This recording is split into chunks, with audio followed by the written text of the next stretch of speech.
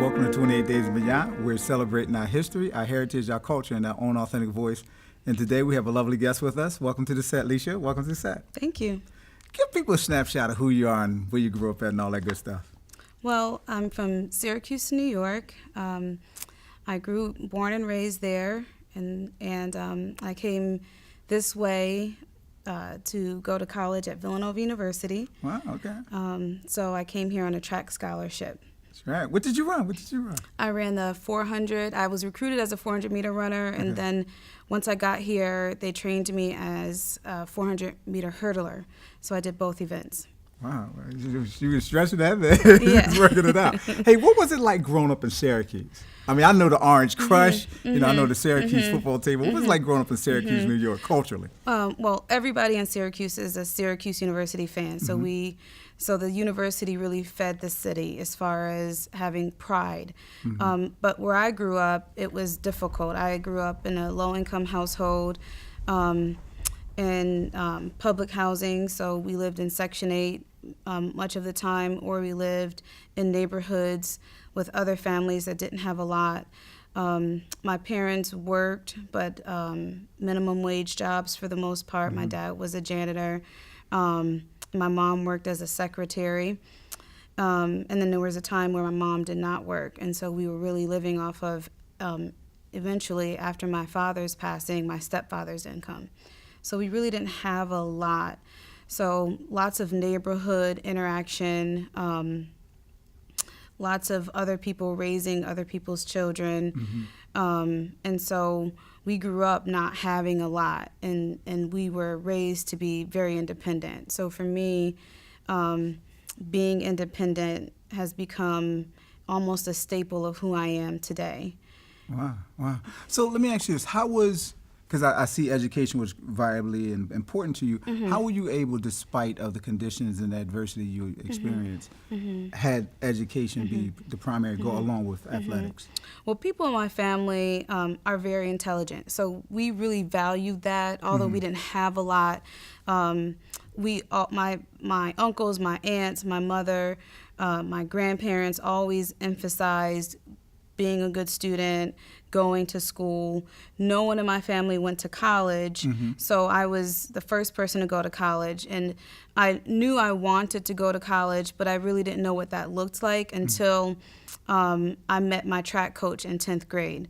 And he asked me one day during practice if I wanted to go to college, and I said, yeah, sure, not knowing what that looked like. And he said, well, if you trust me, I'll help you get there. And I trusted him, and he actually did help me get there. So I earned a track scholarship. So track was my vehicle to getting out of the ghettos of Syracuse and onto Villanova. And once I landed here at Villanova is when I started to realize that there was more to the world than what I was raised in.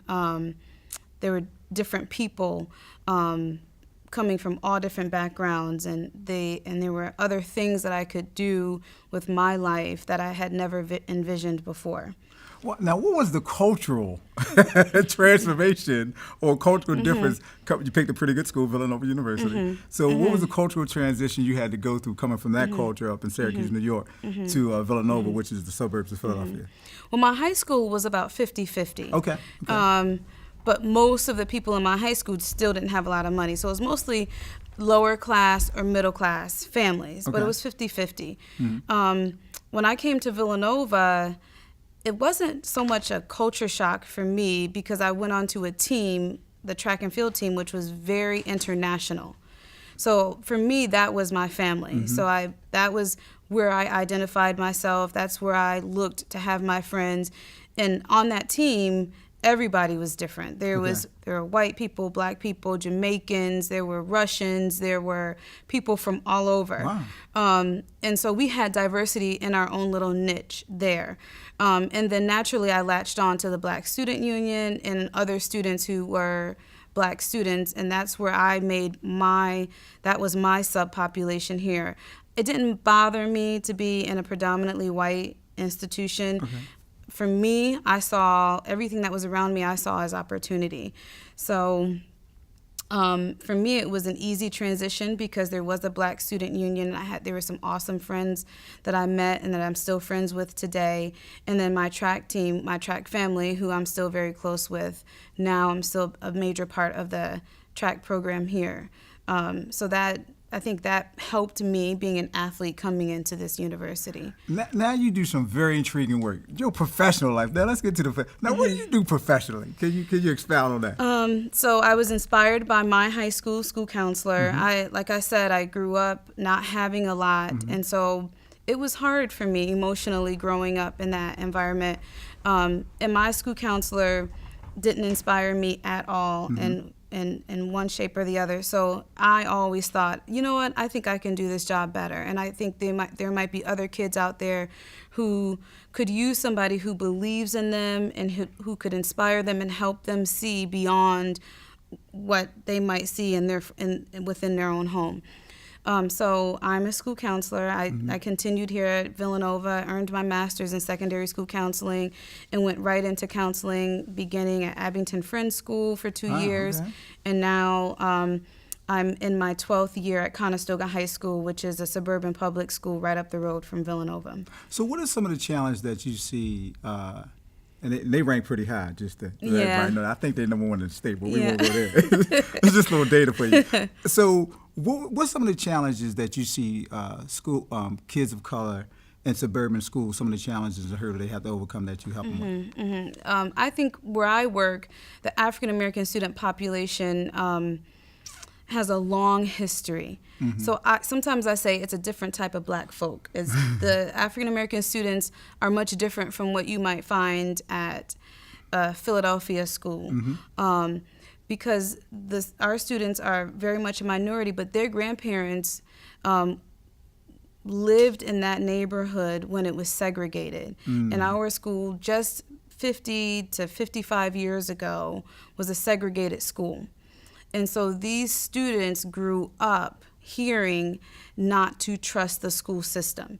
So while we're number one in the state for public school, many of our African American students and families have struggled with trusting the school system, therefore engaging in all of the resources that we have to offer our students. And we have a lot of resources, a lot of supports for our students. But in my work, I struggle with helping families latch on to those resources that we have.